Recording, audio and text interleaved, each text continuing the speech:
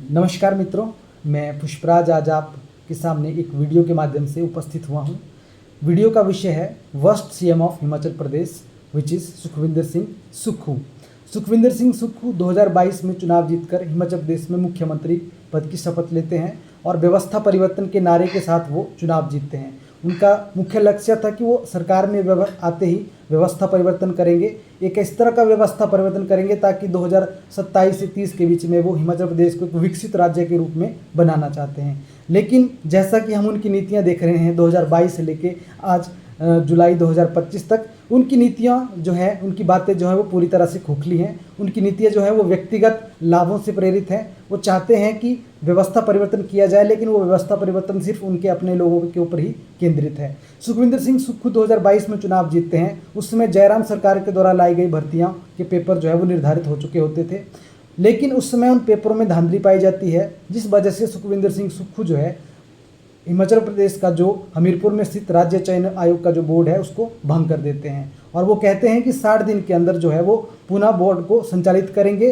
और जो इन्वेस्टिगेशन है, जो जांच की जा रही है, वो उन लोगों के ऊपर जांच की जाएगी जिन लोगों ने पेपर लीक किए हैं, जो पेपर लीक प्रकरण हुआ है, और उन सब के ऊपर कार्रवाई की जाएगी। लेकिन आज 2025 शुरू हो चुका है, इन्वेस्टिगेशन अभी भी चल रही है, इन्वेस्टिगेशन अभी भी पेंडिंग है और ना ही अभी तक कोई भर्ती बोर्ड के द्वारा शुरू की गई है। हाँ, हालांकि हाल ही में टीजीटी के पद के विज्ञापन ज़रूर जारी किए गए हैं, लेकिन उसमें भी इन्होंने बहुत ढीला रवैया अपनाया हुआ है, जिससे तय लगता है कि ये एग्ज़ाम भी अगले साल ही होगा। तो मुख्यतः मेरा जो विषय है वो है कि सुखविंदर सिंह सुक्खू जो है वो किस तरह से हिमाचल प्रदेश के सबसे आज तक के वर्स्ट सीएम साबित हुए हैं। अगर उनकी जो पॉलिसियाँ देखें तो उनकी पॉलिसियों से हम ये देख सकते हैं कि वो इन नई पॉलिसियों के माध्यम से, जो कि जनता के ऊपर थोपी जा रही है, जो कि जनता के ऊपर जो है उनकी जेब के ऊपर सीधा अधिकार जमा रही है, उनमें उनका स्वयं का हित निहित है। वो सरकार की नाकामियों को इनके द्वारा छुपाना चाहते हैं। जैसा कि हम देख सकते हैं वर्तमान में हिमाचल प्रदेश का जो घाटा है, जो डेप्ट है, जो कर्ज है, वो बढ़कर 1.03 लाख करोड़ हो चुका है। हालांकि जब वो मुख्यमंत्री पद के रूप में चुन के आते हैं तो वो कर्ज टोटल 75,000 करोड़ था, जिसे उन्होंने अपने 2.5 ईयर्स के पीरियड में 25,000 करोड़ से ज़्यादा, 25,000 करोड़ से 30,000 करोड़ के बीच में उन्होंने उसको बढ़ा दिया हुआ है। और हालांकि पिछले साल हमने देखा कि सरकार को फाइनेंशियली भी जूझना पड़ा है। सरकार पेंशन और जो सैलरीज हैं कर्मचारियों को, वो भी समय पे नहीं दे पा रही थी। इसके बावजूद भी उन्होंने अपनी सैलरियां बढ़ाई, जो टोटल 18% थी पहले, 18% से उन्होंने सीधा उसको 27% पे बढ़ा दिया। तो अपनी सैलरियां तो उन्होंने बढ़ाई, और जो प्रदेश की जनता के लिए उन्होंने कुछ हितकारी कदम उठाने थे, उसमें उन्होंने कहा कि हिमाचल प्रदेश में फाइनेंशियल स्थिति खराब है, लेकिन उन्होंने अपनी सैलरियां उसके बावजूद भी बढ़ाई यहाँ पे, जो कि 18% से 27% थी। और उन्होंने अपनी पेंशन भी जो मिनिमम 36,000 थी उसको बढ़ाकर 50,000 कर दिया। और इस वीडियो का जो मेरा मुख्य विषय है वो है एक्सप्लॉयटेशन ऑफ यूथ, कि किस तरह से 2022 से लेकर अब तक यूथ का एक्सप्लॉयटेशन किया जा रहा है, यूथ के साथ स्कैम किया जा रहा है। और इस स्कैम को जारी रखने के लिए, पहले स्कैम क्या था? स्कैम था कि एक भी सरकारी भर्ती आयोजित नहीं की जाएगी और अंतिम में जब चुनाव 2027 का आएगा वो एक साथ भर्तियों का आयोजन करेंगे। लेकिन इसी बीच हिमाचल प्रदेश की फाइनेंशियल स्थिति का लाभ उठाकर उन्होंने अपने फायदे के लिए एक ऐसी पॉलिसी की घोषणा की जिसे जॉब ट्रेनी के नाम से जाना जा रहा है, जो कि एक न्यू स्कीम है एम्प्लॉयमेंट की, जॉब ट्रेनी, जिसके तहत जो है आप अपनी पढ़ाई पूरी करेंगे पहले, है ना, फिर उसके बाद जो है आप एक गवर्नमेंट एग्ज़ाम क्रैक करेंगे, चाहे वो प्रीलिम्स एग्ज़ाम हो, फेज़ 1 एग्ज़ाम हो, फेज़ 2 एग्ज़ाम हो, आप उसको पार करके जो है सरकारी नौकरी को प्राप्त करेंगे। लेकिन इस स्कीम के तहत कहा गया है कि अगर आप इस सरकारी नौकरी में लग भी जाएंगे, एग्ज़ाम क्रैक करके, अपनी क्वालिफिकेशन अचीव करने के बाद एग्ज़ाम क्रैक करके भी सरकारी जॉब प्राप्त करेंगे, लेकिन 2 साल के बाद आपको फिर से एक एग्ज़ाम देना पड़ेगा अपनी नौकरी को बचाने के लिए, जो कि पूरी तरह से अन्यायपूर्ण यहाँ पे दिख रहा है। और ये सरकार की जो नीति है उसकी पूरी तरह से सामने हमारे ला रही है कि सरकार किस तरह से खोखली नीति का सबके सामने प्रस्तुतिकरण कर रही है अपनी फाइनेंशियल स्थिति को बचाने के लिए। जो उनकी अपनी फाइनेंशियल स्थिति है वो बहुत ख़राब चल रही है। सरकार जो है मॉनेटरी और फिजिकल स्टेप उठाने के स्थान पर तरह तरह की स्कीमें लॉन्च कर रही है, जैसे रोगी मित्र हो गया, पशु मित्र हो गया, और वन मित्र की तो इन्होंने हालांकि भर्ती भी कर ली है। वन मित्र में क्या है कि आपको रोजगार मिलेगा, लेकिन वो रोजगार स्थायी नहीं है।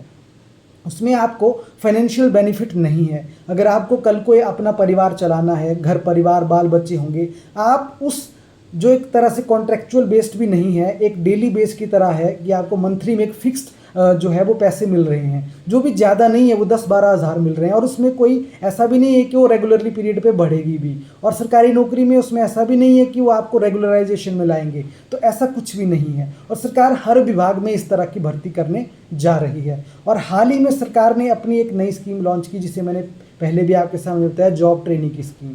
तो इस स्कीम के माध्यम से सरकार ग्रुप ए बी सी के जितने भी पद हैं, जिसमें आपके देख लीजिए, आप पटवारी के पद आते हैं, JOIT के पद आते हैं, आपके फॉरेस्ट गार्ड का पद आता है, इस तरह के कई पद जिनकी युवा जो हैं वो तैयारी कर रहे हैं, जैसे पंचायत सेक्रेटरी हो गया। युवा लोग कंटिन्यू 2020 से लेके बैठे हुए हैं कि अब एग्ज़ाम आएगा, अब एग्ज़ाम आएगा, एक इस उम्मीद में कि वो सरकारी एग्ज़ाम को क्रैक करेंगे और अपने लिए एक सम्मानपूर्वक जीवन जीने की प्रयास करेंगे, और ताकि वो समाज में भी अपना योगदान दे सकें।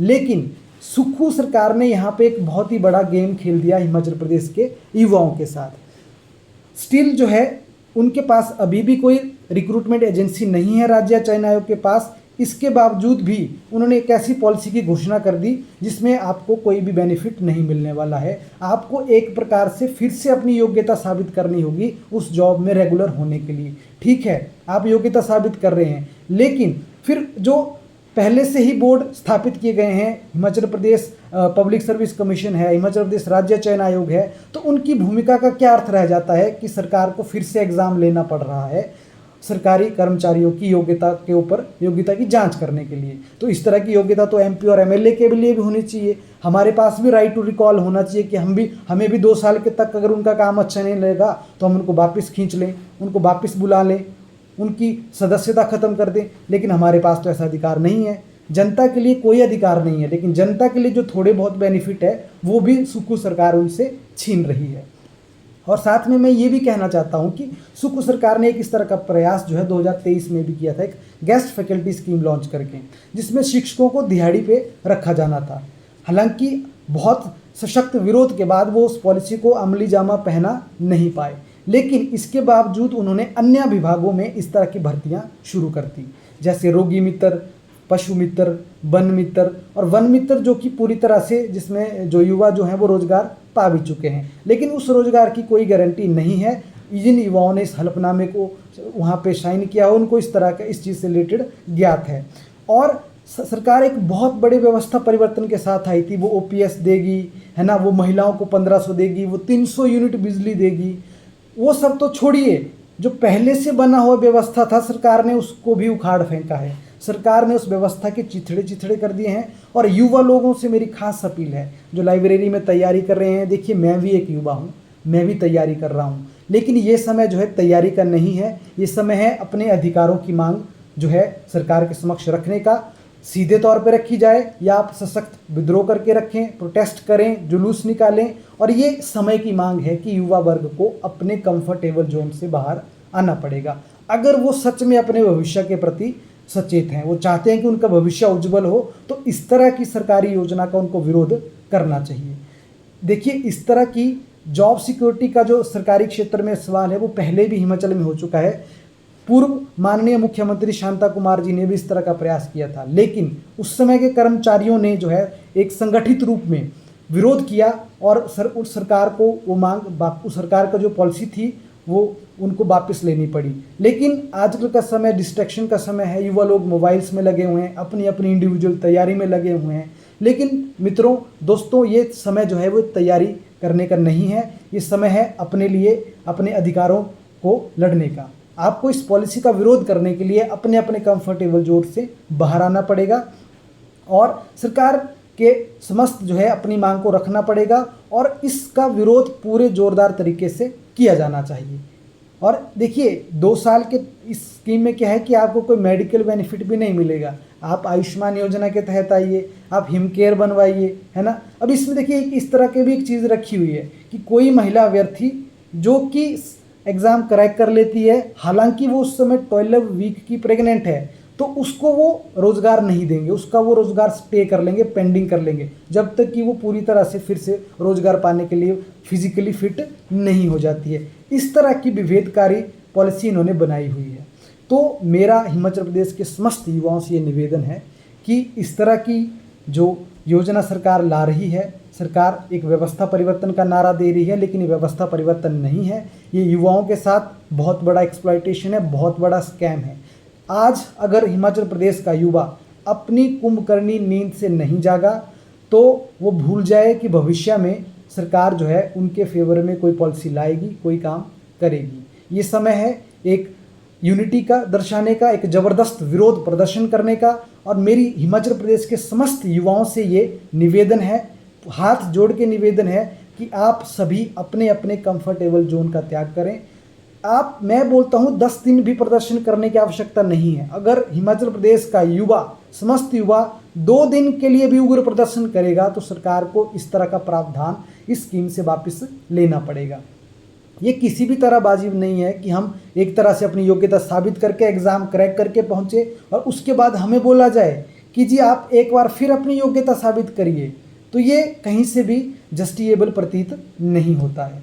तो सरकार अपनी नाकामियों को छुपाने के लिए, अपने फेलियर्स को छुपाने के लिए, अपने डिसीजन मेकिंग को छुपाने के लिए इस तरह की स्कीम्स ला रही है और हिमाचल प्रदेश का युवा जो है इसको सही तरीके से देख नहीं पा रहा है। सरकार 2022 से ही प्रयास कर रही है इस तरह की स्कीम्स लाने का और एक वन मित्र नाम की स्कीम इन्होंने इम्प्लीमेंट भी कर दी और लोगों ने उसमें रोजगार भी ले लिया है। चलो रोजगार ले लिया, ठीक है, कल को पॉलिसी बन जाएगी, ठीक है, लेकिन ये कहीं से भी वाजिब नहीं प्रतीत होता है, कहीं से भी सही प्रतीत नहीं होता है। तो मैं पुष्पराज हिमाचल प्रदेश के समस्त युवाओं से ये मांग करता हूँ, ये निवेदन करता हूँ, ये विनती करता हूँ कि आप सभी इस स्कीम का अपने स्तर पर विरोध प्रदर्शन करें। केवल फेसबुक या सोशल मीडिया के माध्यम से कमेंट करने से कुछ नहीं होगा। देखिए, क्रांतियाँ जो हैं वो सोशल मीडिया से नहीं आएगी, क्रांति जो है ज़मीनी स्तर पर ही काम करने से आती है। अगर हम आज़ादी का समय भी देख लें, गांधी जी ने जो है एक सॉल्ट के लिए डांडी मार्च ऑर्गेनाइज कर दिया था। देखिए, सॉल्ट जीवन में सॉल्ट की भूमिका क्या है, वो रोजगार से बड़ी भूमिका नहीं है, रोजगार होगा तभी सॉल्ट खाएंगे।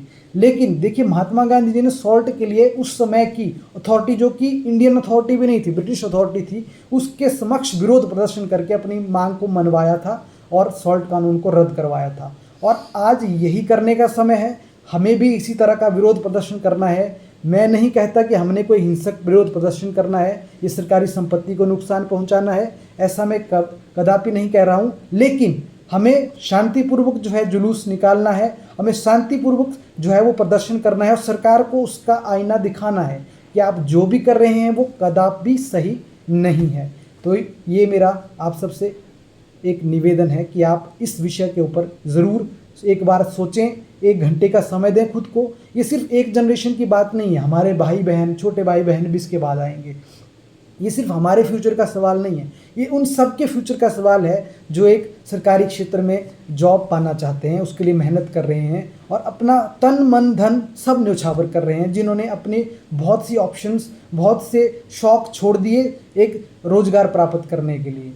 तो मेरा आप सबसे ये निवेदन है कि आप जो हैं अपने लाइब्रेरी से बाहर निकलें, पूरी तरह से अपने मित्रों के साथ वार्तालाप करके एक प्रदर्शन का इंतज़ाम करें, लोगों को यूनाइट करें, लोगों से बात करें, अपने साथ बाकी युवाओं को जोड़ें और एक प्रदर्शन यहाँ पे होना ही चाहिए और ये डंके की चोट पे होना चाहिए ताकि सरकार को इस तरह की पॉलिसी सरकार आगे के लिए कभी भी नहीं ला पाए। ये मेरी आप सबसे गुजारिश है। तो मैं यहीं पे ही अपनी वाणी को विराम देना चाहता हूँ।